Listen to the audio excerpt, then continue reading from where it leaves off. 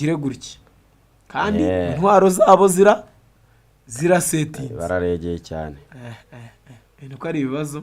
Ubwo rero mbere yuko dusoza n'inkuru isekeje, yego kakanya abantu turi kumwe kuri live,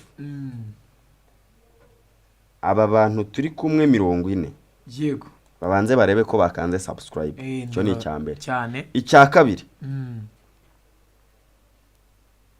ubutubwira ibitekerezo byawe ku nkuru twagiye tukubwira.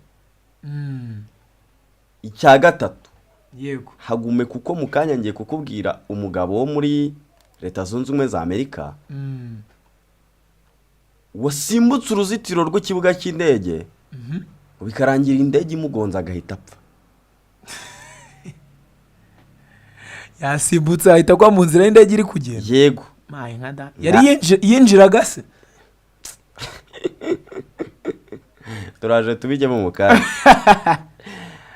Reka tubanza tunyureho gato mu nkuru ikomeye. Inkuru nabwiye abantu rwose ku munsi mu minsi ishize. Yego aho ari inkuru imaze iminsi trendinga y'abasirikari ba Leta Zunze Ubumwe za Amerika. Yego bari baraje gukoresha imyitozo bamwe mu basirikari bo ku mugabane wa Afurika ndetse no mu bihugu bitandukanye. Bari baraburiwe irengero basirikari babiri. Yego ndababona cyane. Bari abasirikari babiri rero ubungu bari abasirikari babiri kumwe mu yabonetse. Umwe yabonetse yasobanuye ko undi ari herero. Itsinda ry'abasirikari ryavumbuwe rya Leta Zunze Ubumwe za Amerika ryavumbuye umurambo umwe mu basirikari babiri ba Amerika bari baraburiwe irengero mu ntangiriro z'uku kwezi hafi yaho bakoreraga imyitozo Cap Dala muri Maroc mu gihe undi musirikari we agishakishwa. Abashakashatsi bo muri Maroc kuri uyu wa gatandatu nibwo basanzwe umurambo w'umwe mu basirikari babiri ba Amerika mu mazi mu kilometero 1.5 uvuye aho uyu musirikari yaburiye. Igisirikari cyatangaje ko ari First Lieutenant Kendrick Lamont Key Jr.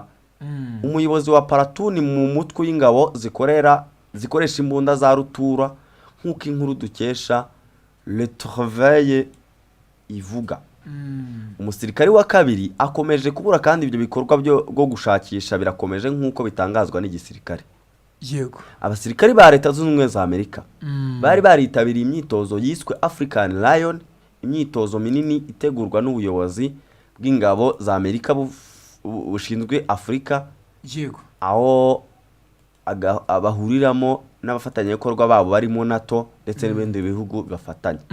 Nkuko Africom bitangaza, igice kinini cy'imyitozo kiri kubera mu gihugu cya Maroc. Yego nicyo kirimo rero abasirikari barenga 5,000 baturutse mu bihugu 40. Ubwo rero uyu musirikari bari baramuburiye irengero bagira aho baramubonye. Nahise nkubaza ngo yababwiye aho undi hari kandi yarapfuye. Bamubonye yarapfuye. Ubwo bashakire kure yaho ari nyine kuko undi ubwo yarenze aho ari cyane. Ubwo rero tugarutse kuri ya nkuru tugiye gusorezaho. Yego indege ya sosiyete y'ubwikorezi bwo mu kirere yitwa Frontier Airlines yagonze umuntu ahita apfa nyuma yuko yari yinjiye bitemewe mu kibuga cy'indege mpuzamahanga cya Denver muri Leta Zunze Ubumwe za Amerika akanyura mu muhanda w'indege zicamo zigiye kuhaguruka. Iyi mpanuka yabaye tariki ya 10 ubwo ni ku munsi w'ejo ibera mu mujyi wa Denver muri Leta ya Colorado. Ikindi bavuga ko nuko yagonzwe n'indege ya Airbus A321 yari yahawe kode y'urugendo ya 43-45 ubwo yari guhaguruka muri uwo mujyi yerekeje Los Angeles. yego iyo ndege yari imaze guhabwa uruhushya n'abashinzwe itumanaho. Amashusho y'amajwi y'itumanaho yafashwe n'abayiyobora urujya n'uruza y'indege yumvikanyemo umupilote wari yitwaye iyo ndege avuga ko bagonze umuntu, nyuma ahita haguruka. Indege yari ikiri guhaguruka nyine kuko yari ikiri ku butaka, ahita nyine afata ikirere arigendera. Uwo muntu wagonzwe rero agahita apfa, yari amaze iminota 2 asimbutse uruzitiro yinjira ku kibuga cy'indege mu buryo butemewe. yego Ubwo rero bumva ntibamenya ngo yaraje aje kureba iki. Gusa ubuyobozi bw'ikibuga cy'indege mpuzamahanga cya Denver nabwo bwatangaje ko bwababajwe cyane n'iyo mpanuka, ndetse butanga ubutumwa bwo kwihanganisha abagizweho ingaruka n'iyo mpanuka yabaye. abantu barahindutse. Umuntu abayinjiye ku kibuga cy'indege ngo bigende biti simbizi, nyine asimbuka urupangu akajya mu kibuga cy'indege. hari ibintu abagiye kureba we yashyizeyo, ibintu birakomeye, ni hatari rwose. hari ibintu biba bikomeye cyane rwose, ntabwo byoroshye. cyangwa nyine abantu nk'uko bari kugenda babibona. iyo niyo ndege yagonze Frontier. Okay. Riho n'igisiga inyuma. Abantu nkabura yaragiye ahubwo. Abo nyine nawe nibyo ndi kwibaza. Cyane bamandi bamaze iminsi bavidura za essence ku kibuga cy'indege n'amazu. Mugani wawe shobundi nabonye umuntu ngo